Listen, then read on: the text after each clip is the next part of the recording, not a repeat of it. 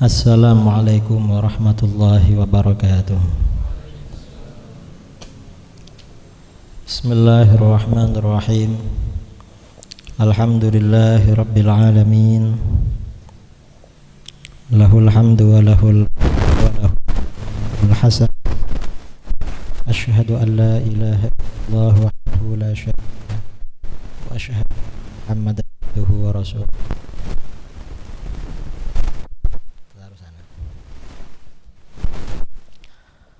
Allahumma salli ala sayyidina Muhammadin al-fatih lima ughliq wal khatim lima sabaq nasiril haqqi bil haqq wal hadi ila siratikal mustaqim wa ala alihi wa sahbihi haqqa qadrihi miqdarihi al-azim. Amma ba'du. Yang saya hormati jajaran pengurus Ma'had Ali As-Sunniyah, Ustadz Zaini beserta stafnya dan adik-adik para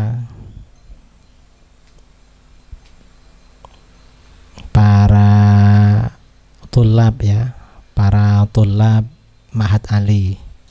Kalau di Timur Tengah itu kalau masih belum perguruan tinggi istilahnya muta'allim, gurunya namanya mu'allim. Kalau sudah Ma'had Ali perguruan tinggi itu namanya thalib atau tulab. Terus gurunya ustadz. Ustadz itu kalau di Timur Tengah profesor. Kalau di sini nggak apa-apa dipanggil ustadz di sini. Jadi kalau al-ustadz, ad-doktor itu namanya profesor doktor.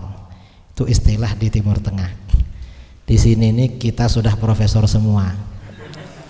Karena kalau pulang sama orang-orang dipanggil ustadz. Dan semuanya para peserta daurah ilmiah 1 hari dari Ma'had Ali As-Sunniyah yang saya banggakan dan saya cintai. Alhamdulillah pada pagi ini kita bisa bertemu lagi. Dulu pada awal pembukaan saya pernah ngisi di Ma'had Ali, mungkin 2 tahun lalu ya, 2 tahun yang lalu. Dan sebelumnya saya dulu juga pernah mengajar di Staifas, kira-kira 2 tahun pelajaran, termasuk Staifas yang di luar sama yang di pondok.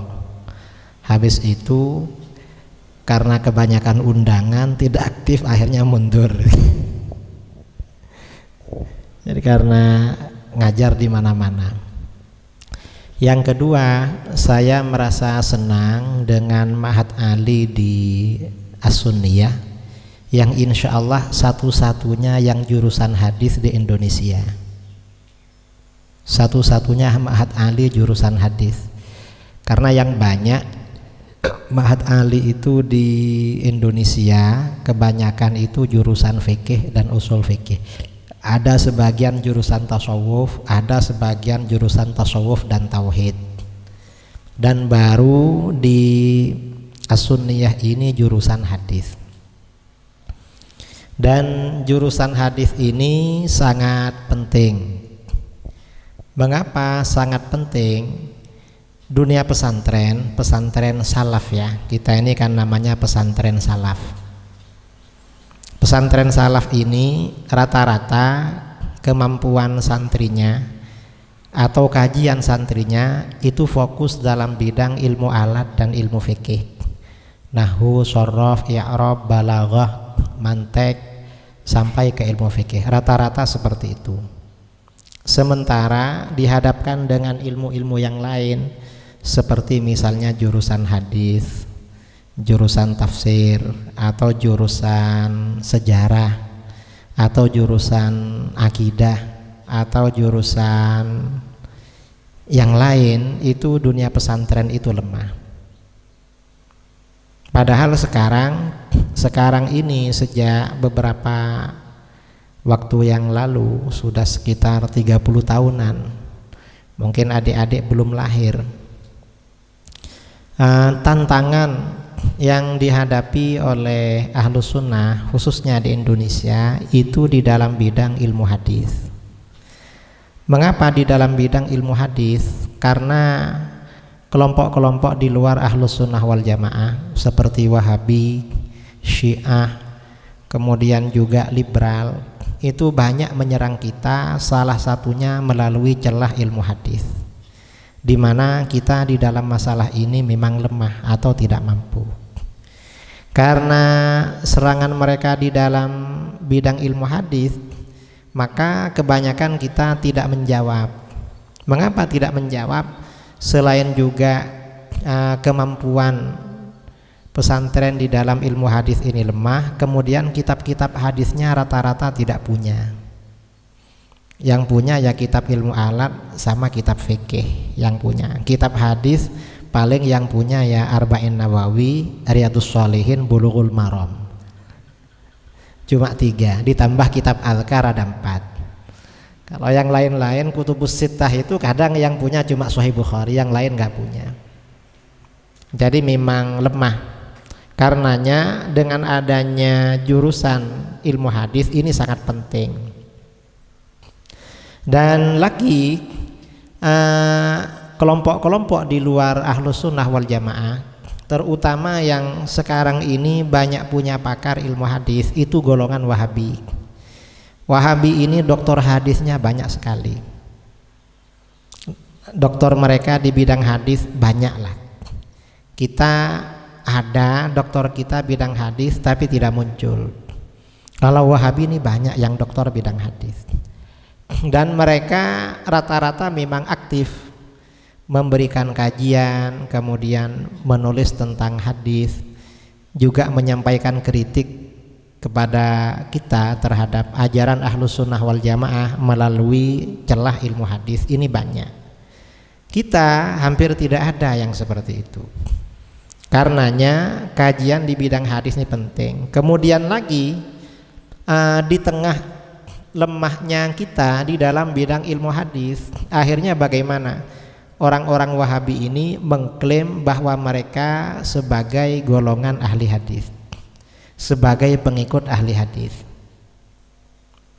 dan bahwa apa pandangan-pandangan yang mereka sampaikan, isu-isu yang mereka sebarluaskan, kata mereka itu ada dalil hadisnya.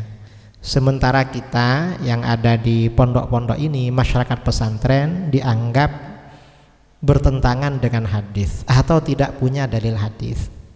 Karenanya kajian ilmu hadis ini di dunia pesantren itu sangat penting.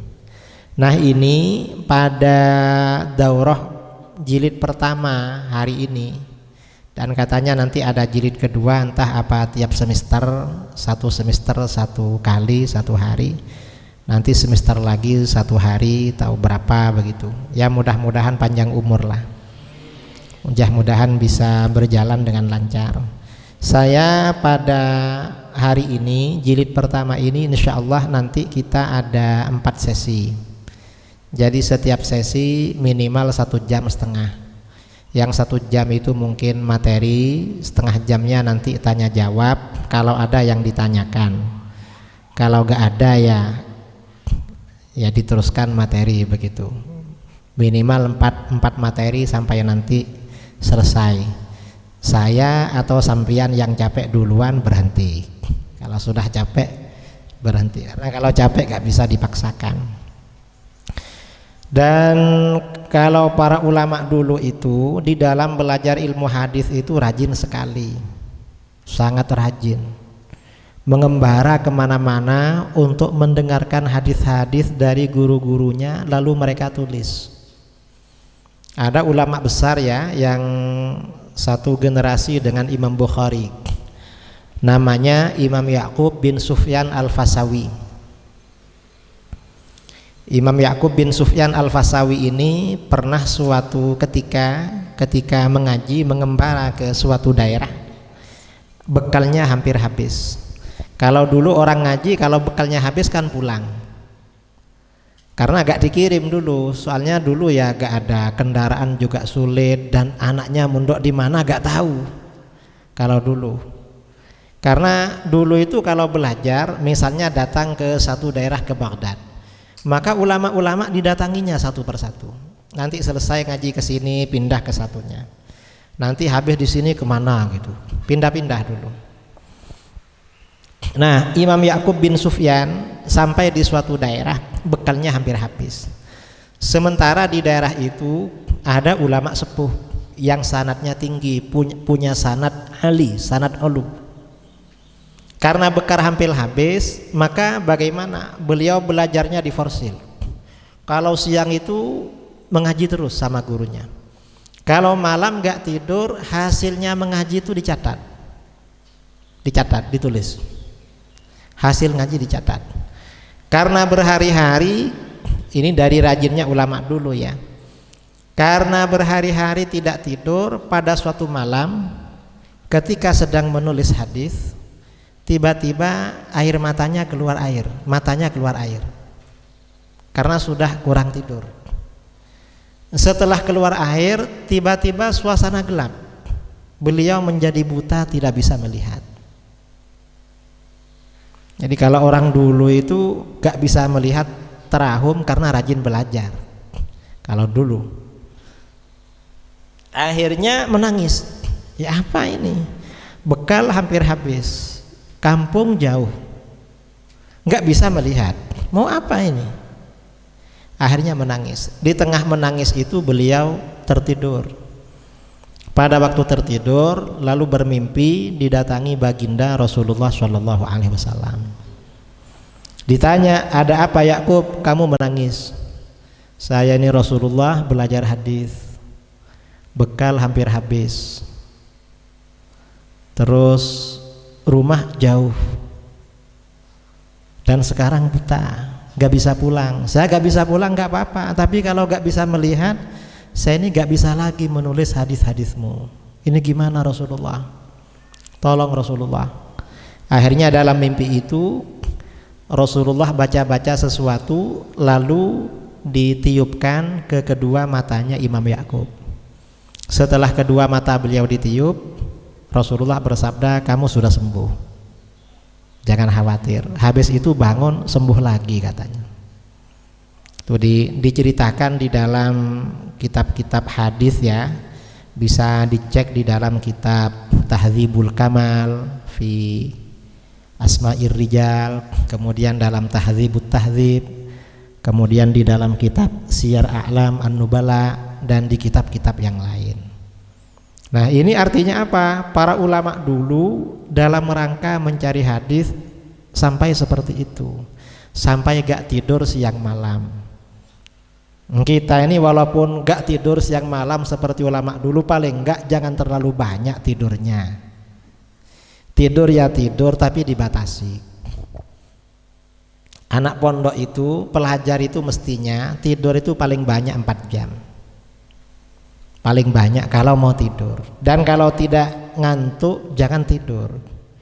Apa? Ya karena jurusannya hadis, ya baca kitab hadis, menghafalkan hadis. Paling tidak itu dihafal. Dan cara menghafal yang paling bagus itu ditulis. Apa yang dihafal dicatat. Nanti atau dicatat lalu dihafal pakai notes begitu. Itu dihafal. Dan biasanya para pelajar itu kadang bingung. Saya ini jurusan hadis, besok ini jadi apa? Apa jadi ahli hadis, jadi apa? Jangan mikir seperti itu. Mengapa orang mencari ilmu itu yang pertama ya karena kewajiban. Kan kita ini kan wajib mencari ilmu. Ada yang fardu ain, ada yang fardu kifayah. Artinya mencari ilmu itu diniatkan ibadah. Saya alhamdulillah kitab-kitab hadis banyak ini. Itu Syarah Bukhari, Musannaf, Al-Matalibul Aliyah, mungkin belum ada di pondok. Ada di pondok ini, di kamar ini banyak, itu di belakang juga kitab-kitab hadis. Di rumah juga banyak. Dan dulu waktu di pondok, selain mengaji kitab-kitab hadis kepada pengasuh di Sidogiri, ngaji Sahih Bukhari, Sunan Abi Dawud, Riyadhus Shalihin, Jami'us Shaghir, kitab-kitab yang lain. Memang sering baca-baca kitab hadis. Kitab-kitab hadis, syarah-syarah hadis sering baca dulu. Dan dulu gak berpikir ini besok jadi apa kalau pulang. Ya tahunya setelah sekarang ini. Untungnya dulu ketika di pondok rajin baca kitab hadis. Akhirnya sekarang ketika menghadapi orang-orang Wahabi, orang-orang Syiah, kita mampu menghadapi mereka, membela ajaran Ahlus Sunnah wal Jamaah. Dan hadis ini ya sebenarnya hadis ini ya untuk menjelaskan ajaran Islam. Kan agama ini kan Al-Qur'an. Kemudian Al-Qur'an itu yang menjelaskan adalah hadis. Hadis ini yang menjelaskan ayat-ayat mutasyabih di dalam Al-Qur'an. Dan di akhir zaman seperti kata Sayyidina Umar bin Al-Khattab radhiyallahu an, sayati alaikum unasun ya'tuna lakum bimutasyabihil Qur'an. Akan datang pada kamu orang-orang yang akan menyerang kamu dengan ayat-ayat mutasyabih di dalam Al-Qur'an. Ayat-ayat yang tidak jelas, ayat-ayat yang serupa. Orang Wahabi dalilnya ayat mutasyabihat. Kemudian orang Syiah dalilnya juga ayat mutasyabihat. Orang-orang Mu'tazilah dalilnya ayat mutasyabihat. Orang-orang kebatinan itu ayat mutasyabihat. Kita gak usah jauh-jauh ya, orang yang tidak sholat, yang cukup iling, cukup ingat. Kalau ditanya kenapa gak sholat, loh di dalam Al-Quran aqimis sholata lidzikri, dirikanlah sholat untuk ingat kepadaku. Sholat itu untuk ingat. Nah, kita sudah ingat berarti gak perlu sholat. Ini kan pakai ayat mutasyabih. Nah, seperti ini maka hadis kata Sayyidina Umar bin Khattab, fa'tu alaihim bisunan, maka balas mereka dengan sunnah. Karena sunnah itu yang menjelaskan ayat-ayat mutasyabihat. Ini yang ahli bid'ah yang produk lokal, produk Indonesia. Belum lagi ahli bid'ah yang produk dunia seperti Wahabi. Wahabi ini melarang kita tawassul, melarang kita istighatsah. Dalilnya Al-Qur'an semua. Kalau mereka pakai dalil Al-Qur'an, maka bagaimana kita? Jawabannya adalah pakai hadis. Mengapa? Karena dalil itu mutasyabih. Yang menjelaskan itu hadis. Ini tujuannya belajar hadis seperti itu. Di Al-Qur'an itu rata-rata mutasyabih, seperti perintah sholat. Aqimus shalah wa atuz zakah, dirikanlah sholat dan tunaikan zakat. Di dalam Al-Qur'an enggak dijelaskan ini sholat ini apa pokoknya sholat. Dan yang dimaksud sholat di sini apakah sholat secara lughatan? As-shalatu lughatan ad-du'a. Apa berdoa cukup? Kan enggak jelas kan. Aqimus shalah. Maka hadis yang menjelaskan. Lalu sholatnya berapa kali? Sholatnya 5 waktu, hadis yang menjelaskan. Zakat juga begitu. Zakat ini yang dizakati apanya? Kok disuruh zakat? Maka di dalam kitab-kitab hadis dijelaskan macam-macam zakatnya. Karenanya di sini pelajaran hadis ini perlu. Dan di sini jurusan hadisnya hubungannya dengan Ahlus Sunnah wal Jamaah. Kalau sudah berbicara hadis ya pasti memang hubungannya dengan Ahlus Sunnah wal Jamaah. Mengapa? Karena yang mengikuti hadis secara sempurna, yang berusaha sesuai dengan hadis secara maksimal, itu golongan Ahlus Sunnah wal Jamaah. Kalau orang-orang di luar Ahlus Sunnah itu hadis itu hanya sepotong-sepotong yang diikuti, tidak diikuti semua, dan kadang mereka salah di dalam memahami hadis. Ini pengantar ya. Nah sekarang kita masuk pada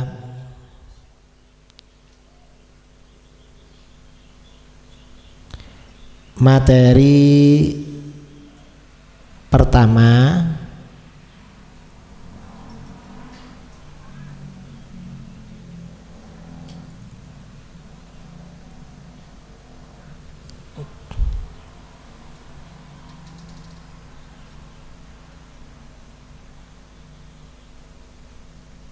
Kelihatan? Hah? Udah cukup itu.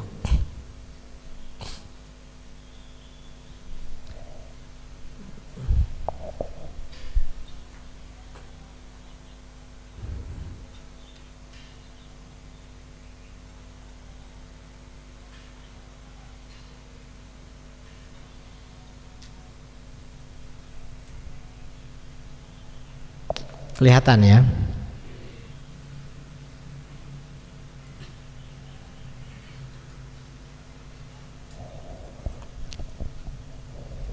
Nah, sekarang kita mengenal istilah ahli hadis. Ini bukan pelajaran mustalah. Kalau pelajaran mustalah kan definisi hadis dhaif, hadis sahih, hadis hasan, hadis dhaif, bukan. Yang dimaksud ahli hadis itu siapa? Ini yang pertama kali kita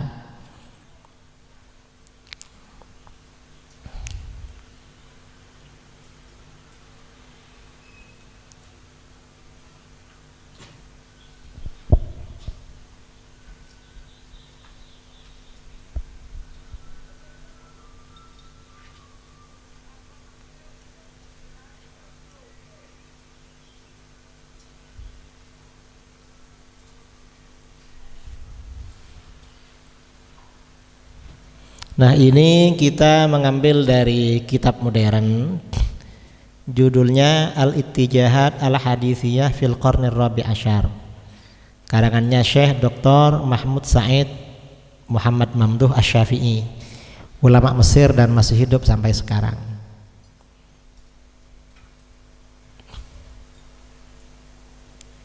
Tidak kelihatan? Nah, ini darajatul mushtaghilina bil hadis, tingkatan orang-orang yang menekuni ilmu hadis. Orang itu kalau belajar ilmu hadis tingkatannya apa? Apa saja istilah yang disebut kepada para pemerhati ilmu hadis. Ini wazifatul muhaddits, tugas seorang ahli hadis. Tugas ahli hadis itu apa? Qala al-allama al-hafiz Abul Hasan Ibnul Qattan As-Sijilmasi Al-Fasi. Mungkin pintu ditutup. Oke.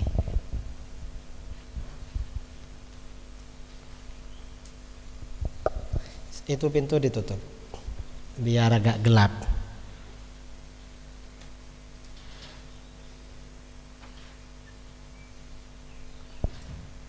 Nah, kalau agak gelap kan agak terang.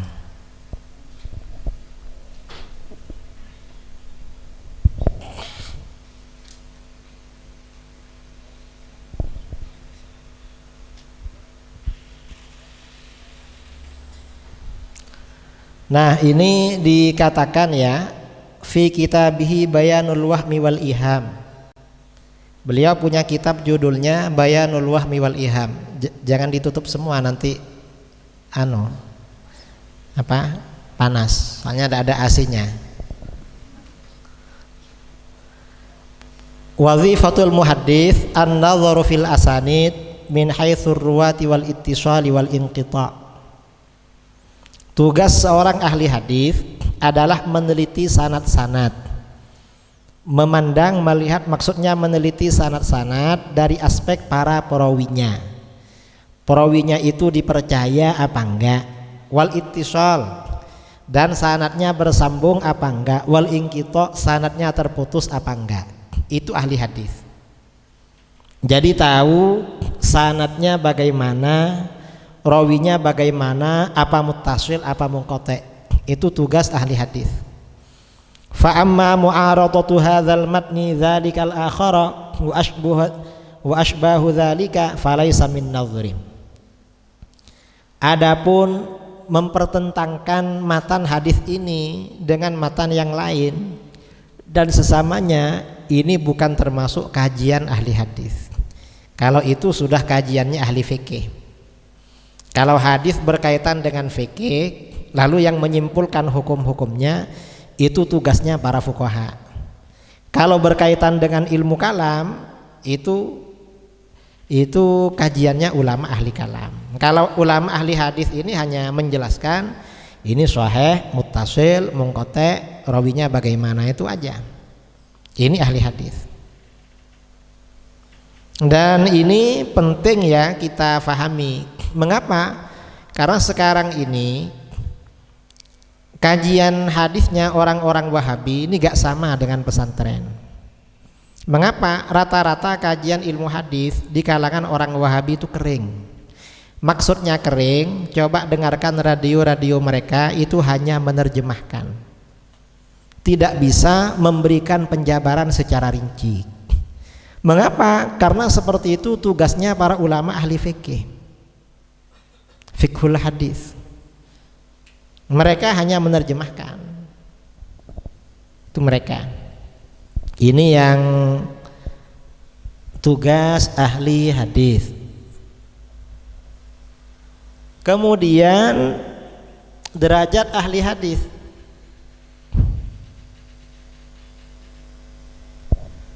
Wa idza tahassala ma sabaqa fa hadhihi darajatul mushtaghilina bil hadis ala istilahil muhadditsin. Ini adalah tingkatan-tingkatan para orang yang menekuni ilmu hadis menurut istilah para ulama ahli hadis. Awalan al-hadisi. Yang pertama disebut al-hadisi. Bahasa Jawanya bongso hadis. Maksudnya apa? Huwal mubtadi'u fi talabil hadis kama qala al-hafidzu fin nukat ala ibn shalah. Orang yang masih ibtidaiyah, yaitu pemula di dalam belajar hadis. Kita ini masih hadisi. Mengapa? Karena pemula. Jadi pemula ini ya orang yang hadisi, ini artinya pemula orang belajar hadis. Ini hadisi. Ini yang tingkatan pertama. Tsaniyan al-musnid. Yang kedua adalah musnid bikasrin nun, dengan kasrah nun. Musnid itu apa? Wa huwa may yarwil hadis bi isnadihi sawa'un kana indahu ilmun bihi aw laisa lahu illa mujarradur riwayat. Musnid itu adalah orang yang meriwayatkan hadis dengan sanadnya. Jadi bisa misalnya haddatsana siapa sampai kepada Rasulullah SAW. Itu musnid. Baik orang tersebut punya ilmu tentang hadis atau gak punya ilmu, dia hanya meriwayatkan saja, itu namanya musnid. Kita ini belum musnid, masih hadisi. Ya punya sanad-sanad ijazah tapi kan gak hafal sama sanadnya. Wa indal mutakhirin, menurut ulama mutakhirin, man zada ala ma taqaddama fa'arafa al-ma'ajim wal athbat wal faharis wa'tana bil musalsalat wa aktsara minar riwayat anis syuyukh. Kalau menurut ulama belakangan, musnid itu masih lebih dari itu. Bukan hanya orang yang meriwayatkan hadis dengan sanad, tetapi orang tersebut mengetahui ma'ajim, ya, mu'jam, asbat, kitab-kitab sanad, faharis, kemudian juga menekuni hadis-hadis musalsal dan banyak menerima riwayat dari para guru. Ini musnid. Ada saudara kita yang sering melakukan seperti ini. Mungkin kalau di Indonesia bisa dikatakan musnid, wafat kira-kira 1 bulan atau 2 bulan kemarin. Siapa itu? Dari Langkat. Syekh siapa itu? Dulu pernah ke Sidogiri, entah kalau ke sini. Masih muda orangnya. Dan beliau banyak punya sanad, di kemana-mana menyampaikan sanad hadis. Wafat. Kemudian salisan, yang ketiga, alimul hadis. Orang yang alim hadis. Huwallazi ya'riful istilaha ma'rifatan tammah. Orang yang mengetahui istilah mustalah hadis dengan pengetahuan sempurna, itu namanya alimul hadis. Ilmu mustalah hadis itu menguasai secara sempurna. Qala al-Hafidz Ibnu Hajar. Ibnu Hajar berkata,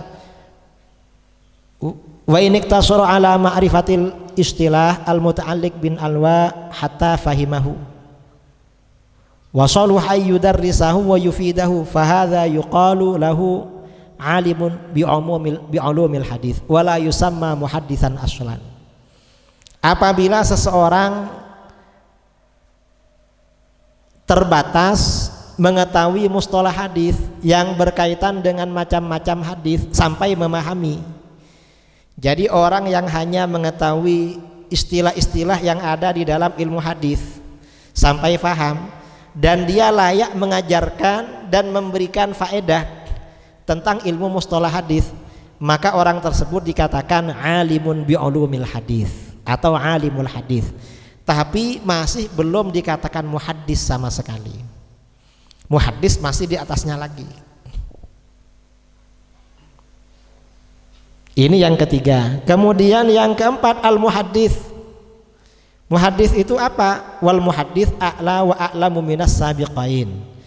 Muhaddis ini lebih tinggi dan lebih alim daripada yang sebelumnya, yang tiga sebelumnya ini. Wa hasilu kalamihim, kesimpulan perkataan para ulama ahli hadis, huwallazi jama'a baina amrayn. Muhaddis, ahli hadis itu orang yang mengumpulkan, orang yang menghimpun antara dua hal. Al-awwalu, yang pertama, al-ma'rifatut tammah bi adawatis syina'ah al-hadithiyah, pengetahuan yang sempurna terhadap sarana-sarana atau ilmu-ilmu alat hadis. Jadi ilmu-ilmu alat di dalam bidang hadis, mustalah hadis, rijalul hadis, itu mengetahui secara sempurna. Itu yang pertama. Kemudian atsani, yang kedua, as-sama'u lil usul al-mu'tabarah 'ala syuyukh, yang bersangkutan banyak mendengar terhadap kitab-kitab asli seperti kitab-kitab standar yang 6, kitab-kitab yang lain. Banyak mendengar kitab-kitab yang asli kepada para ulama, banyak mengaji. Ini agak repot untuk masa sekarang yang muhaddis ini. Mengapa? Karena walaupun mengaji gak banyak kajiannya. Paling kalau di Indonesia sebagian pondok itu belajar kutubus sittah itu sistem hataman. Sampai sekarang entah ya kalau sekarang masih ada apa enggak. Dulu di Pondok Batoan di Kediri itu ada pondok hataman. 1 tahun tuh hatam beberapa kitab, termasuk kitab hadis yang 6. Tapi cuma dibaca di makna, cuma mendengar begitu.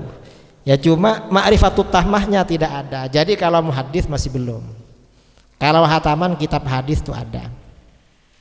Ini tingkatan, ini namanya muhaddis, tingkatan yang keempat. Kemudian yang kelima al-mufid.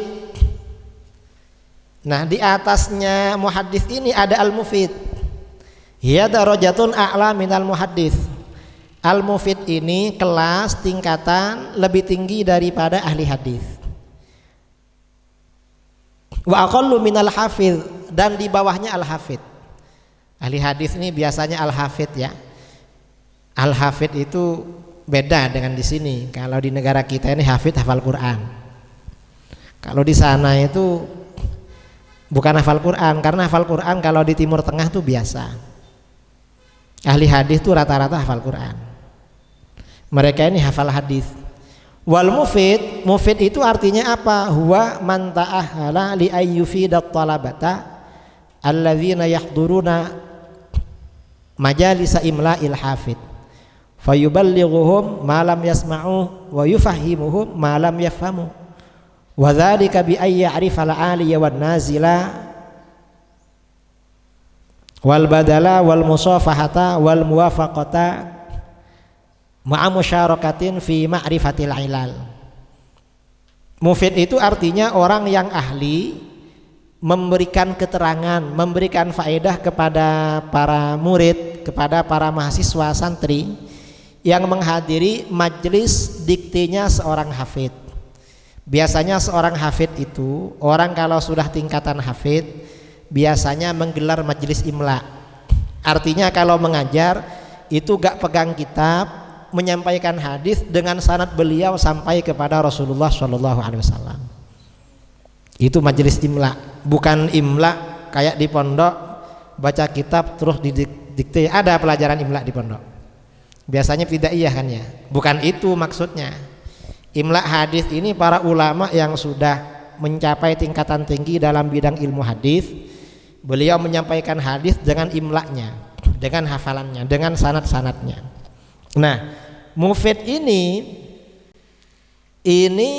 menyampaikan apa yang enggak didengar.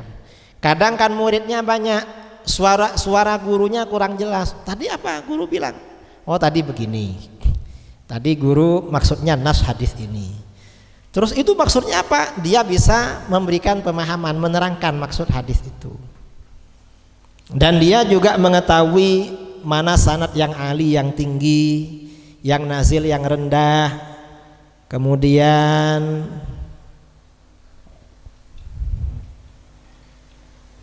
yang badal, ya musafahah, muwafaqah, dan ma'a musyarakatin fi ma'rifatil ilal. Dia juga ada musyarakah, ya, ada pengetahuan terhadap ilat-ilat hadis. Walaupun tidak ahli tapi mengetahui, ada sedikit penguasaan.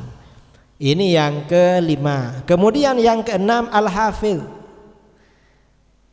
Hafidh ini artinya apa? Qala al-hafidh Ibnu Hajar fi Nuzhatil Albab fil Alqab, al-hafidh laqabu man mahara fil hadis. Al-hafidh ini julukan orang yang pakar, yang mahir dalam ilmu hadis. Wa dzakara al-hafidh fi nukatihi ala ibn Shalah syurutan lil wasf bil hifdzi. Al-hafidh Ibnu Hajar menyebutkan di dalam kitab Nukat ala ibn Shalah syarat-syarat seseorang dikatakan hafidh. Apa kata beliau? Faqala Ibnu Shalah berkata, Ibnu Hajar berkata, lil hafidhi fi 'urfil muhadditsin syurutun. Seorang hafidh itu dalam tradisi atau istilah ulama ahli hadis itu punya banyak kriteria, banyak persyaratan. Idza jatama'at fir rawi samauhu hafizan. Kalau syarat-syarat itu terhimpun pada seorang perawi, maka dia disebut hafidh. Wahiyah, apa saja?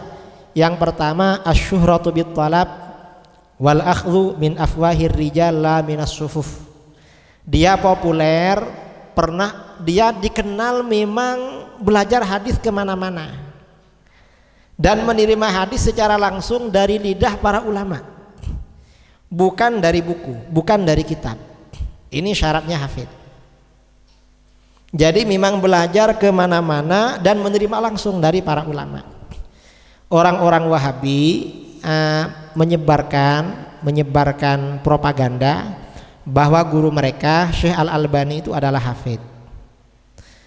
Itu oleh para ulama Ahlus Sunnah tidak diakui. Mengapa? Karena beliau Syekh Al-Albani ini tidak dikenal belajar hadis kepada para ulama secara langsung. Beliau ini hanya membaca kitab-kitab hadis secara otodidak. Beliau betah berjam-jam di perpustakaan meneliti hadis. Kerjanya seperti itu.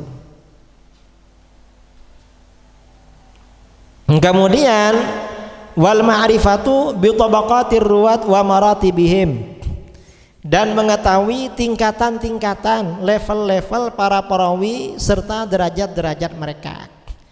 Para perawi hadis itu kan ada yang sudah tingkatan hafidh, kemudian di bawahnya lagi thiqah, di bawahnya lagi apa, kan ada tingkatannya di dalam kitab-kitab ijarul hadis.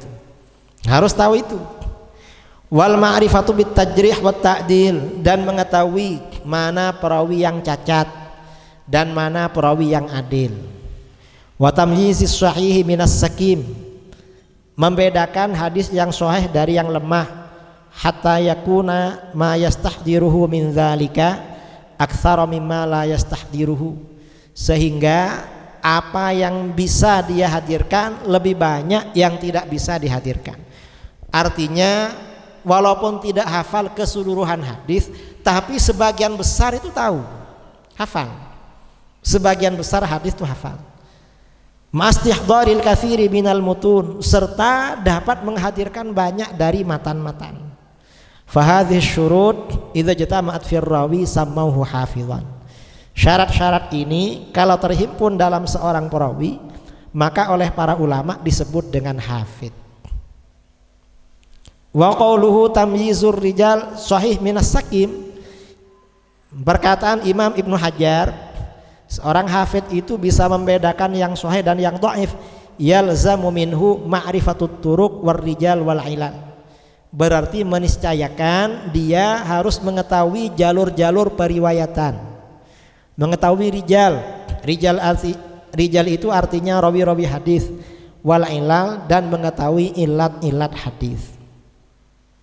Ini tingkatan yang kelima. Tingkatan keenam, hafid ini tingkatan keenam. Kemudian sabian, tingkatan ketujuh. Ini yang paling tinggi. Amirul Mukminin fil hadis. Ini tingkatan ketujuh. Hadhihi a'la darajati wa maratibar riwayah. Ini adalah derajat dan tingkatan riwayat paling tinggi yang disebut Amirul Mukminin. Wa sahibuha huwa ra'sul hufaz. Dan yang menyandang gelar Amirul Mukminin ini berarti pimpinan para hafid. Kama anna Amirul Mukminin huwa ra'sul ummah. Sebagaimana Amirul Mukminin itu pimpinan umat Islam. Fa idza aradta an ta'rifa Amirul Mukminin fil hadis fanzur ila tabaqah wastakhrij a'rafa huffadhiha watqanahum. Kalau kamu ingin mengetahui ulama yang menyandang gelar Amirul Mukminin fil hadis, maka setiap tingkatan dilihat. Pada abad sekian, pada periodenya imam ini, siapa di antara hufat yang paling tahu dan paling sempurna? Atqan itu paling sempurna siapa? Maka dia Amirul Mukminin.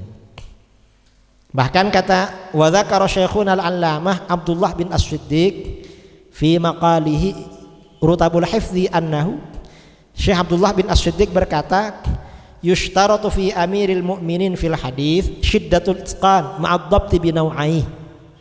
Disyaratkan Amirul Mukminin dalam bidang hadis itu sangat sempurna dan akurat dengan kedua macamnya, baik dhabtu kitab maupun dhabtu sadrin. Akurat menyampaikan hadis dari hafalannya maupun menyampaikan dari bukunya. Wat tabriz fil ilal awir rijal, dan dia menonjol dalam menguasai ilat-ilat hadis dan rijalul hadis. Wa ayyusannifa kitaban lahu qimatuhul ilmiyah, dan pernah menulis kitab yang punya nilai ilmiah, kabirul athar fi mawdu'ihi, dan besar pengaruhnya dalam objek kajiannya, dalam ilmu hadis dia besar pengaruhnya. Wa ayyatakharraja bihi huffazun maharah, dan dia punya murid-murid yang hafid yang mahir-mahir. Walidzalik, karena demikian, kana umaraul mukminin fil hadis yusyaru ilaihim bil banan. Karena demikian, maka para ulama yang menyandang gelar Amirul Mukminin dalam bidang hadis itu hanya bisa ditunjuk dengan beberapa jari, tidak banyak, bisa dihitung dengan jari. Jari ini berapa? 10, nggak banyak. Kasyu'bah bin Al-Hajjaj, Imam Malik, Imam Bukhari, Ad-Darqutni, Ibnu Hajar. Ini yang Amirul Mukminin. Yang lain-lain masih jarang. Kalau hufat ini banyak. Kalau hufat ya, Imam Az-Zahabi punya kitab berjudul Tadhkiratul Hufat, itu 4 jilid. Imam Suyuti menulis Mukhtasar Tabaqatul Hufat, itu lebih banyak. Tapi kalau Amirul Mukminin fil hadis jelas lebih sedikit. Nah, ini tingkatan-tingkatan ilmu hadis. Nah, para ulama hadis dalam berbagai tingkatan itu yang paling banyak mazhabnya apa? Apa Ahlus Sunnah? Apa semuanya Ahlus Sunnah? Kalau yang tingkatan yang paling tinggi itu semuanya Ahlus Sunnah wal Jamaah. Kalau tingkatan-tingkatan yang paling tinggi. Kalau yang umaraul mukminin fil hadis, ya ada sebagian yang di luar Ahlus Sunnah itu ada. Yang mujassimah ada. Kalau yang hufat, yang mujassimah lebih banyak lagi. Tapi masih lebih banyak yang Ahlus Sunnah. Ini yang akan kita bicarakan di dalam masalah ini. Bisa difaham. Ya nanti dicatat ya. Dipelajari ini tingkatan-tingkatannya.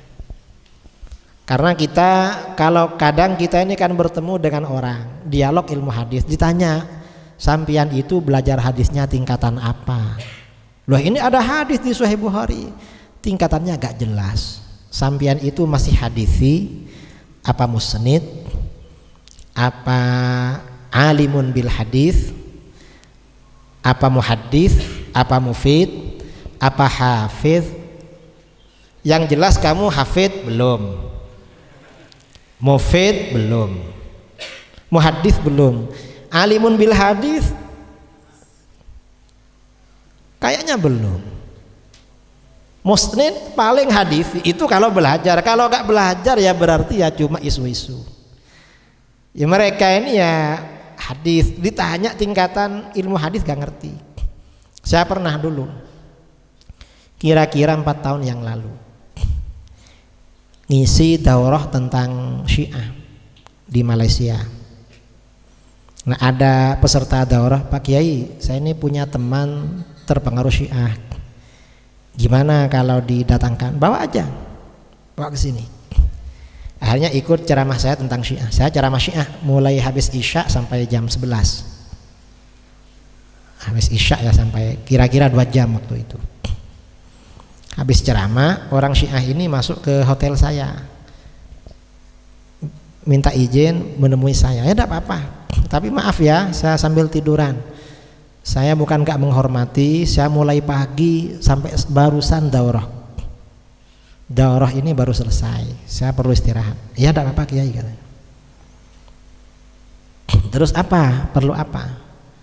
Kata dia, "Pak Kiai, apa? Ahlus sunnah itu tidak betul." "Apanya yang gak betul?" Ahlus sunnah itu ajarannya banyak, ada fikih, ada akidah, ada tasawuf. Dan di tasawuf itu juga banyak, ada bab tawakal, ada bab zuhud, ada bab wara', bab ini. Akidah juga banyak, fikih juga bab banyak. Kamu ini kok langsung ahlus sunnah, itu bab apa? Masalah khilafah Kiai. Terus kenapa khilafah? Karena di dalam Sahih Bukhari itu ada wasiat. Di Sahih Bukhari yang mana? Lah itu Rasulullah mau menulis wasiat tentang khalifah. Terus oleh Umar dihalang-halangi. Itu di mana keterangannya? Di Sahih Bukhari. Saya tahu itu. Lalu saya tanya dia, "Sampean pernah ngaji Sahih Bukhari?" "Mengaji, bukan mengajar, mengaji." "Gak pernah Kiai." "Atau pegang kitab Sahih Bukhari?" "Pernah." "Pegang aja?" Gak pernah." "Atau lihat covernya kitab Sahih Bukhari?" Gak pernah katanya. "Yang terakhir pernah enggak mimpi judul Sahih Bukhari?" Gak pernah. "Sampean gak pernah semua lalu bilang Sahih Bukhari ke saya. Saya gak mau diskusi dengan sampean. Panggil gurunya kalau mau diskusi. Sampean sama kitabnya gak tahu. Saya sudah ngaji itu. Saya di pondok ngaji hadis per hadis sama kiai. Sampean sama kitabnya gak tahu." Ini mereka. Jadi kalau Wahabi itu hadis Muslim ditanya, "Sampean pernah ngaji Sahih Muslim?" Ditanya aja. Ngaji gak pernah kok hujah pakai itu. Ya gak masuk akal lah. Belajar dulu baru ngomong. Ini pentingnya kita mengetahui tingkatan-tingkatan ulama ahli hadis seperti itu. Dan ini hubungannya dengan riwayat semua, belum belum istimbat. Kalau istimbat itu tugasnya para fuqaha. Mereka ini ahli hadis ini penyedia bahan, onderdil kalau mobil. Kalau yang tukang masang-masang itu bengkel, itu ahli fikih namanya. Jadi beda ya, beda. Ini tingkatan-tingkatan ahli hadis. Ini perlunya seperti itu agar kita ya gak usah terkejut. Kadang ini hadis apa? Kita ini ikut hadis tapi ya gak sembarangan seperti itu. Maksudnya seperti itu. Ada yang mau ditanyakan sebelum lanjut? Ya silakan.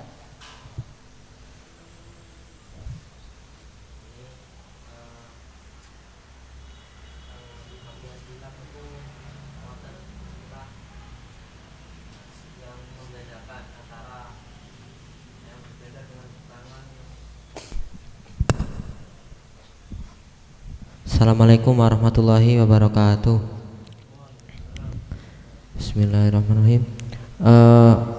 Badai tanglet tentang pengertian dari Al-Hafidh. Wau diterangaken Al-Hafidh niku orang yang belajar hadis dan musyafahah. Nggih, sesuai teng kitab napa niku wau Al-Ittijahat Al-Hadisiyah. Nah, teng kitab lintune niku pernah kami temukan definisi Al-Hafidh yang agak berbeda, yaitu orang yang hafalannya dan tentang hadis dan ilatnya itu lebih banyak daripada yang tidak dia hafal. Nah, niki sebenarnya dari perbedaan istilah ini siapa yang pertama kali menyebutkan atau mengklarifikasi tingkatan-tingkatan ini sehingga terjadi perbedaan-perbedaan istilah. Sebagian ada yang mendefinisikan Al-Hafidh itu orang yang belajar hadis dan musyafahah. Sebagian ada yang mendefinisikan Al-Hafidh itu orang yang hafalannya tentang hadis dan ilatnya itu lebih banyak daripada yang dia tidak tahu. Nah, dari perbedaan ini mestinya kan ada yang pertama kali mengklarifikasi atau menyusun seperti itu. Niku yang menyusun sinten. Terus sebenarnya pertanyaan yang kedua, sebenarnya Al-Hafidh niku nopo? Sampun. Al-Hafidh itu kalau secara bahasa orang yang hafal. Cuma kalau di dalam istilah ilmu hadis itu tidak hanya hafal, tapi apa? Itu memang pernah belajar secara langsung kepada para ulama. Terus yang kedua ini Ibnu Hajar ya yang mengatakan, kemudian mengetahui level dan tingkatan para perawi, mengetahui jarah dan ta'dil, bisa membedakan sahih dan tidak sahih, sehingga lebih banyak yang dia ketahui, yang dihafal daripada yang tidak diketahui. Ini namanya hafidh. Mang di dalam sebagian kitab ada yang mengatakan hafidh itu hafal 100.000 hadis dengan sanadnya. Ada yang mengatakan begitu. Tapi kalau yang Imam Ibnu Hajar ya seperti ini, dan yang dipakai seperti ini. Dan hafidh ini yang terakhir kata para ulama Imam Jalaluddin As-Suyuti. Setelah Imam Suyuti tidak ada hafidh lagi. Imam Suyuti itu hafal berapa? Imam Suyuti itu katanya hafal 200.000. Tapi pada waktu itu kitab-kitab hadis yang mau dihafal sudah gak ada lagi. Artinya kan sebagian kitab-kitab hadis dalam perjalanan waktu banyak yang hilang, tidak lengkap. Misalnya Sahih Ibnu Khuzaimah. Sahih Ibnu Khuzaimah itu yang sampai ke gurunya Imam Ibnu Hajar Al-Asqalani itu sudah 1/4. Yang 3/4-nya tuh hilang. Ya mungkin hilang pada waktu perang Tartar dulu, atau ya karena tidak ada orang yang mengkaji kitab ini secara berkesinambungan. Banyak kitab-kitab hadis yang nggak ada itu sudah nggak ada lagi. Setelah masa-masa Imam Suyuti itu udah ada orang yang menyandang gelar Al-Hafidh. Walaupun pada abad ke-12 Hijriah ada ulama Syiah Zaidiyah dari Yaman, Syekh Muhammad bin Ali Asy-Syaukani, diberi gelar Al-Hafidh. Tapi ulama ahli hadis sekarang tidak mengakui, kehafidhannya tidak diakui.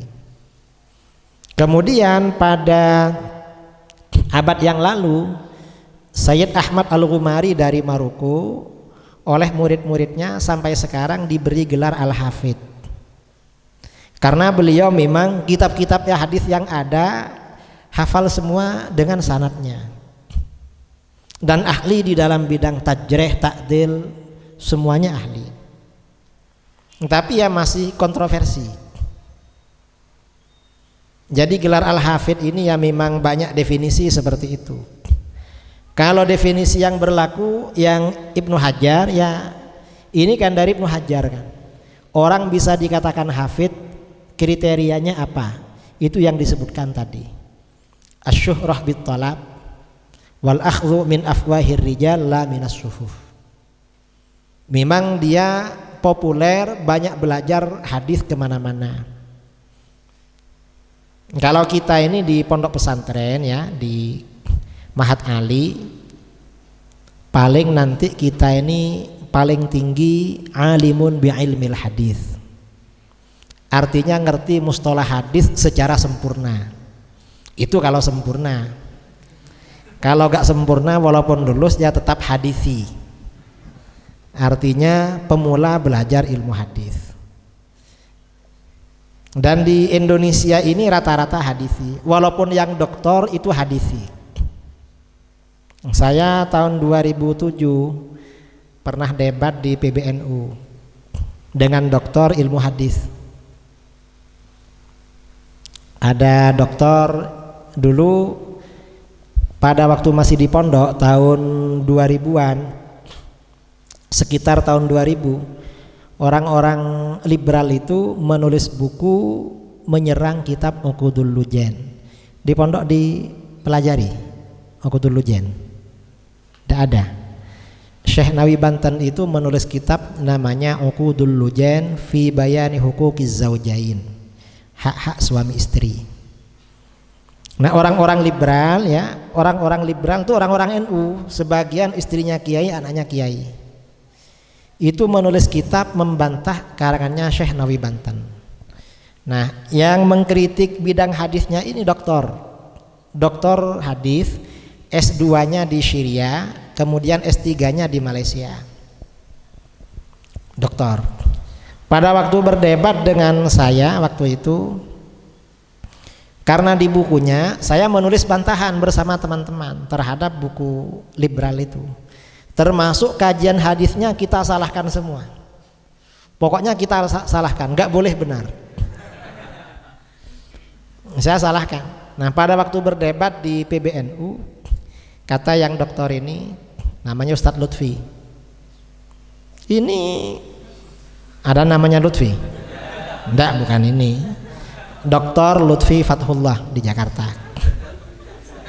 Orang Betawi. Kata Ustadz Lutfi, ini Ustadz Idrus ini paling cuma lulusan sanawiyah. Menulis ilmu mustalah hadis, membantah teori-teori hadis yang saya sampaikan. Saya ini doktor bidang hadis. Dan saya ini dosen di 11 pasca sarjana. Mahasiswa saya calon dokter semua dalam bidang hadis. Ustadz Idrus ini apa? Paling lulusan sanawiyah. Dia apa? Menjatuhkan mental kan berdebat. Kita kan nggak mau kalah waktu itu. Ustadz, antum ini kan doktor dalam bidang hadis. Dan saya sama antum dibilang sanawiyah. Iya. Coba saya tanya 5 pertanyaan di buku Anda. Anda halaman sekian bilang begini. Mengapa bilang apa dasarnya? Kedua halaman sekian bilang begini. Ketiga 5. Tolong dijawab. Karena menurut saya 5 itu diantara yang tidak benar. Padahal lebih banyak dari itu yang tidak benar. Coba Anda saya tes dengan 5 itu sebagai dokter. Akhirnya dia menjawab yang kelima. 1, 2, 3, 4 gak dijawab. Karena gak jawab terus saya bilang, Ustadz, antum ini dokter tapi mengecewakan.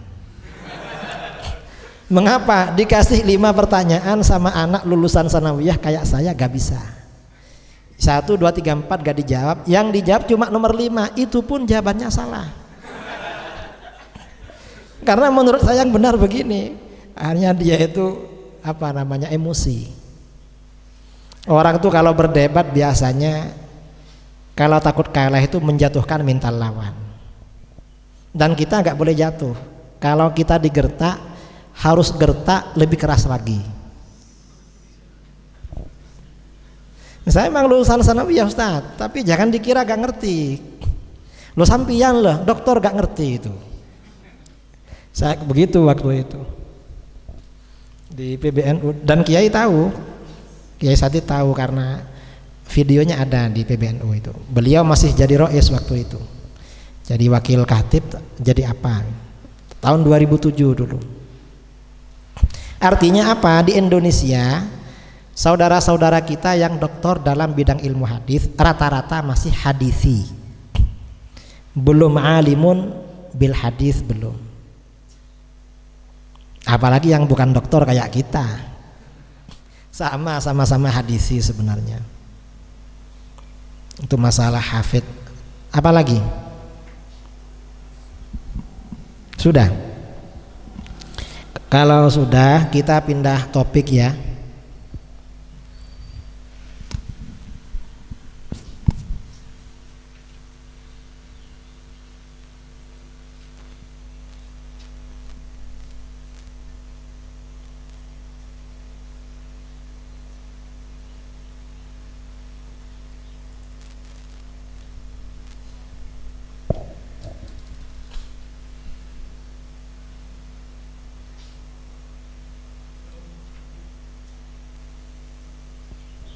Nah, ini kita berbicara hubungan mazhab Imam Syafi'i dengan ilmu hadis. Ini sebenarnya bagaimana? Ini yang akan kita bicarakan. Keutamaan mazhab Imam Syafi'i. Di dalam kitab Al-Insaf fi Bayani Asbabil Ikhtilaf, karangan Syah Waliullah Ahmad bin Abdurrahim Ad-Dahlawi, beliau dikatakan Imam Syah Waliullah Ad-Dahlawi Al-Hanafi, seorang ahli hadis dan pakar fikih berkebangsaan India, memberikan kesaksian tentang keistimewaan mazhab Syafi'i dibandingkan dengan mazhab-mazhab yang lain ditinjau dari 3 hal. Mengapa ini perlu diterangkan? Karena orang Wahabi ini mengklaim bahwa mereka representasi ahli hadis sebagai perwakilan ahli hadis. Kita mazhab Syafi'i bukan ahli hadis katanya. Ini sebenarnya bagaimana? Satu, mengapa mazhab Syafi'i itu istimewa? Satu, ditinjau dari aspek sumber daya manusia SDM. Mazhab Syafi'i adalah mazhab terkaya, memiliki mujtahid mutlak dan mujtahid mazhab. Mazhab Syafi'i. Mengapa? Karena para imam mujtahid setelah Imam Syafi'i itu rata-rata murid beliau, takharruj dari beliau. Seperti Imam Ahmad, Dawud Az-Zahiri, kemudian Abu Thawr, kemudian Ibnu Jarir At-Tabari, itu murid-murid beliau. Ini mazhab paling kaya. Kemudian yang kedua, mazhab yang paling banyak memiliki pakar usul fikih, teologi, tafsir dan syarih, komentator hadis. Syarah-syarah hadis itu yang paling banyak menulis ulama Syafi'iyah. Ahli usul fikih, ahli akidah itu rata-rata ulama Syafi'iyah. Ini yang keistimewaan yang kedua. Kemudian ditinjau dari segi materi keilmuan, madah ilmiah, mazhab Syafi'i adalah mazhab yang paling kokoh dari segi sanad dan periwayatan, paling kuat. Riwayatnya kepada Imam Syafi'i paling kuat. Mengapa? Karena karangan Imam Syafi'i sampai sekarang masih ada dalam bidang fikih. Kalau Imam Ahmad di dalam fikih tidak punya kitab, hanya diriwayatkan oleh murid-muridnya. Imam Maliki yang ada kitab Muwatta, kalau fikihnya riwayat juga. Imam Hanafi juga begitu. Jadi paling kuat dari segi periwayatan mazhab itu mazhab Syafi'i. Kemudian paling kuat dalam autentisifikasi teks-teks perkataan imamnya. Dalam meneliti sahih tidaknya perkataan Imam Syafi'i itu mazhab Syafi'i paling kuat.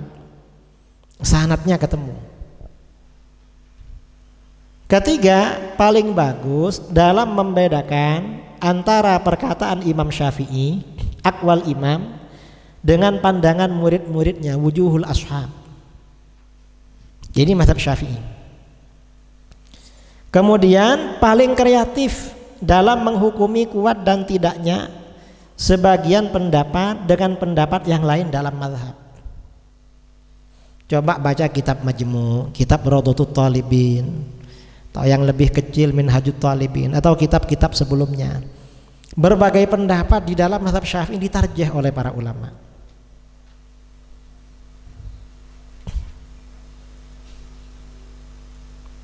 Ketiga, ditinjau dari segi referensi, hadis-hadis dan athar yang menjadi sumber-sumber fikih, sumber materi fikih mazhab Syafi'i telah terkodifikasi, terbukukan dan terlayani dengan baik. Itu dalil-dalil mazhab Syafi'i dari segi hadis. Hal ini belum pernah terjadi kepada mazhab lain. Kitab-kitab Syafi'i ini dalil hadisnya itu paling kuat dibandingkan mazhab-mazhab lain. Paling terlayani. Nah, di antara materi mazhab Syafi'i adalah kitab Al-Muwatta, Sahih Bukhari, Sahih Muslim, karya-karya Imam Abu Dawud, At-Tirmidzi, Ibnu Majah, Ad-Darimi, An-Nasa'i, Ad-Daraqutni, Al-Baihaqi dan Al-Baghawi. Ini di antara sumber-sumber mazhab Syafi'i. Ad-Dahlawi berkata, kata beliau, inna man hadda madhhab Syafi'i yakunu mahruman an madhhabil ijtihad al-mutlaq. Barang siapa yang menentang mazhab Syafi'i, maka ia akan terhalang dari mazhab ijtihad mutlak. Karena mazhab Syafi'i ini yang paling banyak memproduksi mujtahid mutlak. Kemudian juga kata Imam Ad-Dahlawi selanjutnya, Ad-Dahlawi mengakhiri kesaksiannya dengan berkata, wa inna ilmal hadis wa qad aba ayyunasih liman lam yatataffal ala Syafi'i wa ashabi radhiyallahu anhum wa kuntu fayliyahum ala adabi fala ara syafi'an siwal adabi. Sesungguhnya ilmu hadis benar-benar enggan memberi dengan tulus kepada orang yang tidak membenalu kepada Imam Syafi'i dan murid-muridnya radhiyallahu anhum. Artinya apa? Orang itu kalau ingin benar-benar menjadi pakar hadis itu harus belajar kepada ulama Syafi'iyah. Makanya dikatakan membenalu. Jadi harus belajar kepada ulama Syafi'iyah, numpang, harus ikut. Mengapa? Jadilah kamu benalu kepada mereka dengan beradab. Karena aku tidak melihat penolong selain etika, selain adab. Mengapa harus mengikuti ulama Syafi'iyah? Karena yang pakar di dalam bidang hadis dari berbagai aspek itu mayoritas ulama Syafi'iyah. Misalnya kitab-kitab rijal hadis yang menjadi pedoman para ulama itu kitabnya Ibnu Hajar, mazhabnya Syafi'i. Kemudian kitabnya Az-Zahabi, Syafi'i juga. Kemudian kitabnya Al-Mizzi. Kalau takhrij ini kitabnya Al-Iraqi, ini Syafi'i semua. Dan para ulama nggak bisa lepas dari ini, para ulama ahli hadis. Jadi memang ke Syafi'i. Karenanya hujjah Syafi'iyah ini paling kokoh, paling kuat. Kemudian juga ya kesaksian Ad-Dahlawi di atas bahwa mazhab Syafi'i merupakan perintis dan pemimpin umat Islam dalam bidang ilmu hadis sangat penting. Mengingat reputasi keilmuan Ad-Dahlawi sebagai seorang pakar hadis dan fikih yang bermazhab Hanafi dan bukan pengikut mazhab Syafi'i. Imam Dahlawi ini mazhabnya Hanafi, tapi memuji kepada kita, ini kan sungguhan berarti. Kalau ulama Syafi'iyah yang memuji ya mungkin karena keluarganya sendiri, ini orang lain yang memuji. Ini luar biasa. Kesaksian tersebut diperkuat dengan fakta sejarah bahwa pada masa silam istilah ahli hadis identik dengan para ulama mazhab Syafi'i. Dalam kitab Al-Jawahir wad Durar fi tarjamati Syekhul Islam Ibni Hajar karangan Imam Al-Hafidz Syamsuddin Muhammad bin Abdurrahman bin Muhammad As-Sakhawi, Imam As-Sakhawi, Al-Hafidz As-Sakhawi berkata, qala An-Nawawi wa nahika bihi diyanatan wa wara'an wa ilman fi zawaidir rawdah min babil waqfi wal muradu bi ashabil hadis al-fuqaha asy-syafi'iyyah wa ashabir ra'yi al-fuqaha al-hanafiyah wa ma ahaqqahum bil wasfi bidzalik. Imam Nawawi berkata betapa hebatnya beliau dalam segi keagamaan, kewaraan dan keilmuan dalam Zawaidur Raudhah pada bagian bab wakaf. Yang dimaksud dengan ahli hadis, ashabul hadis adalah fuqaha Syafi'iyah. Jadi dulu itu kalau disebut istilah ahli hadis maksudnya Syafi'iyah. Sedangkan ahli ra'yi adalah fuqaha Hanafiyah. Alangkah berhaknya mereka dikatakan demikian. Ini ahli hadis. Dan 80% ahli hadis bermazhab Syafi'i. Bukhari, Muslim, Nasa'i, Ibnu Khuzaimah, Ibnu Hibban, Ibnu Adi, Abu Nuaim, Ad-Daraqutni, Al-Hakim, Al-Khatib Al-Baghdadi, Al-Baihaqi, Ibnu Asakir, Ibnu Sam'ani, As-Silafi, Ibnu Najjar, Al-Mizzi, Az-Zahabi, Ibnu Hajar dan lain-lain. 80% ahli hadis itu mazhabnya Syafi'i. Yang 20% ada yang Hanafi, ada yang Maliki, ada yang Hambali. Kalau yang mayoritas memang mazhabnya Syafi'i. Ini keutamaan mazhab Syafi'i ditinjau dari aspek ilmu hadis.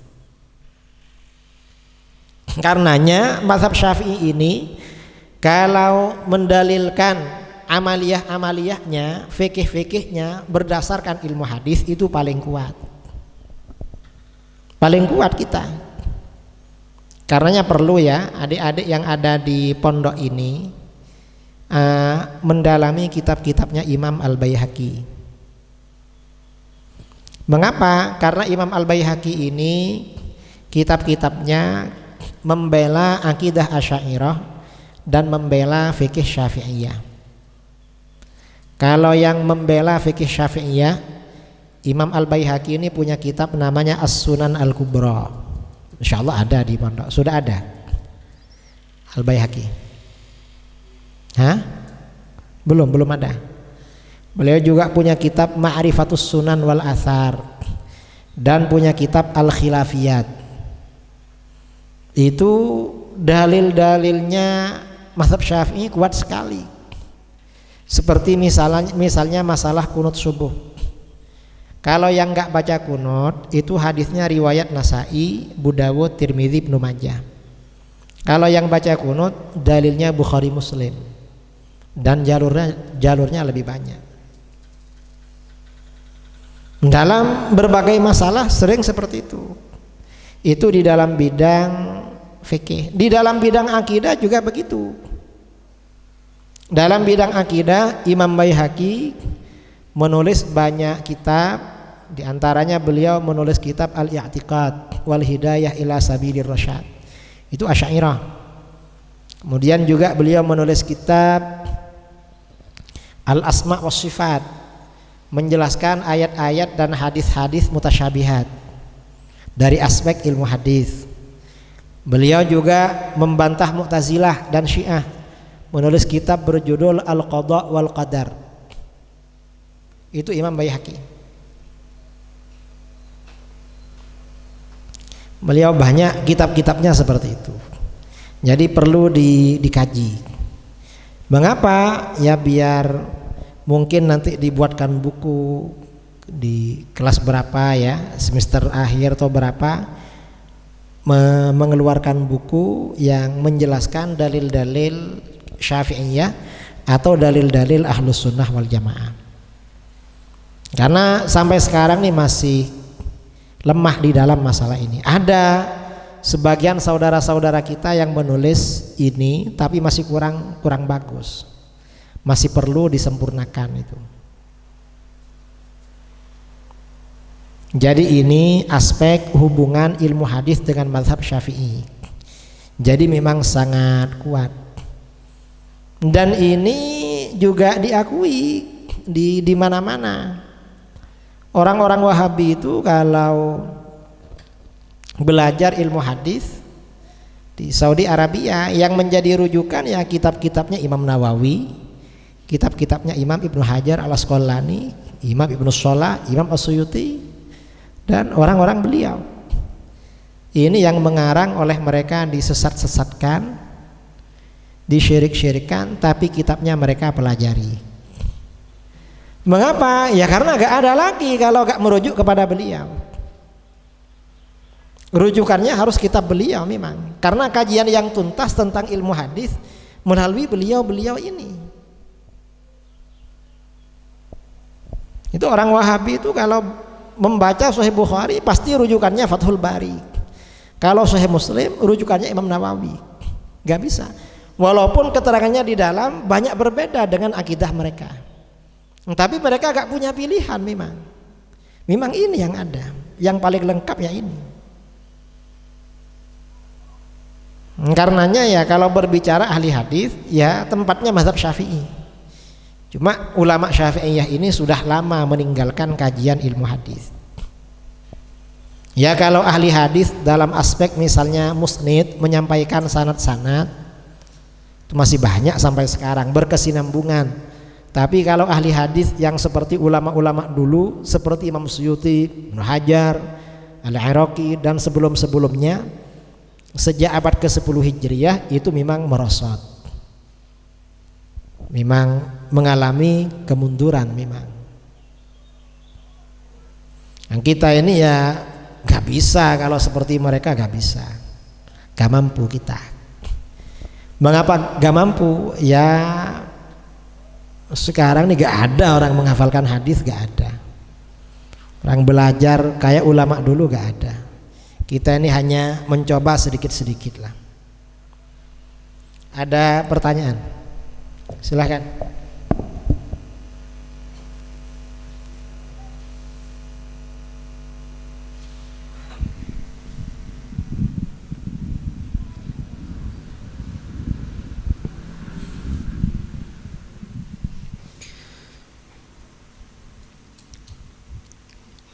Bismillahirrahmanirrahim. Badhe tanglet Yai tentang makalah idza shahal hadis fa wa madhabi, mangke saged dijelasaken niku makalah sinten. Terus yang nomor kalih dengan makalah idza shahal hadis fa wa madhabi yang konon itu adalah ngendikanipun Imam Syafi'i. Banyak orang yang ketika menemukan hadis sahih meskipun dalam pendapat-pendapatnya kitab-kitab Syafi'i hadis sahih itu kandungannya berbeda, maka kelompok-kelompok itu atau orang-orang tersebut mengatakan inilah mazhab Syafi'i, meskipun dalam kitab Ashabus Syafi'i secara zahir bertentangan dengan hadis itu. Dengan tameng makalah idza shahal hadis fa wa madhabi dikatakan dan diklaim bahwasanya hadis dan hukum yang disimpulkan tadi itu adalah pendapat dan madhabnya Imam Syafi'i. Lah ini bagaimana penjelasan dari atau maksud dari makalah itu sendiri? Ternuan. Yang pertama istilah athar idza shahal hadis fa huwa madhhabi. Apabila suatu hadis itu sahih maka itulah madhabku. Hampir semua ulama mazhab berkata begitu. Imam Hanafi juga bilang begitu, Imam Malik berkata begitu, Imam Ahmad, Imam Syafi'i juga berkata begitu. Artinya apa? Para ulama mujtahid itu memang tawadhu dan tunduk kepada hadis. Tapi dengan perkataan itu tidak bisa diartikan kalau kita menjumpai hadis sahih lalu berbeda dengan Imam Syafi'i, lalu kita menggugat pengikutnya, loh jangan ikut itu karena ini hadisnya sahih. Karena Imam Syafi'i berkata idza shahal hadis wa madhhabi. Tidak bisa seperti itu. Tidak bisa. Mengapa? Kata para ulama, kalau ada hadis sahih bertentangan dengan pendapat Imam Syafi'i, maka tidak serta-merta kita ikut hadis itu dan meninggalkan Imam Syafi'i. Mengapa? Masih dikaji dulu. Imam Syafi'i sudah tahu apa enggak sama hadis itu. Kalau Imam Syafi'i sudah tahu pada hadis itu, lalu beliau tidak mengambilnya, berarti menurut beliau itu tidak kuat, walaupun menurut kita sahih. Mengapa? Beliau ada mu'arid, berarti ada mu'arid. Menurut beliau ada dalil lain yang lebih kuat daripada hadis itu. Jadi kita mengambil hadis dan meninggalkan pendapat Imam Syafi'i, itu syaratnya kita harus tahu kalau Imam Syafi'i belum tahu hadis itu. Kalau Imam Syafi'i sudah tahu dan tidak mau, ya berarti ya Imam Syafi'i punya dalil lain yang lebih kuat. Jadi seperti itu. Dan kata Imam Ibnu Khuzaimah ini pengikut mazhab Syafi'i, termasuk muridnya Imam Ahmad bin Hambal. Kata Ibnu Khuzaimah ini pernah ditanya, hal min sunnatin la yuwaddi'u Syafi'i fi kutubi. Imam Ibnu Khuzaimah, apakah ada satu hadis oleh Imam Syafi'i tidak ditaruh di kitab-kitabnya sebagai dalil? Kata beliau, lah, enggak ada. Kata. Hampir semua hadis Imam Syafi'i itu tahu. Kalau Imam Syafi'i tidak mengambil, berarti menurut beliau tidak kuat. Jadi syaratnya seperti itu. Dan semua mazhab ya seperti itu. Kalau misalnya mazhabnya pendapat Imam Syafi'i dipertentangkan dengan hadis di Bukhari Muslim, loh Imam Syafi'i itu lebih dulu daripada Bukhari Muslim. Sebelum ada Imam Bukhari Muslim, Imam Syafi'i sudah ulama besar. Dan Imam Syafi'i masanya lebih dekat kepada Rasulullah SAW daripada kitab standar yang 6 lebih dulu. Imam Syafi'i sudah tahu pada hadis itu, berarti ada dalil lain yang lebih kuat. Kemudian lagi kata para ulama, kalau ada hadis sahih tapi ulama dulu gak ada yang mengamalkan, berarti gak diikuti. Mengapa? Berarti hadis tersebut mansuh, dinasah, atau hadis itu sebenarnya tidak kuat. Banyak hadis-hadis yang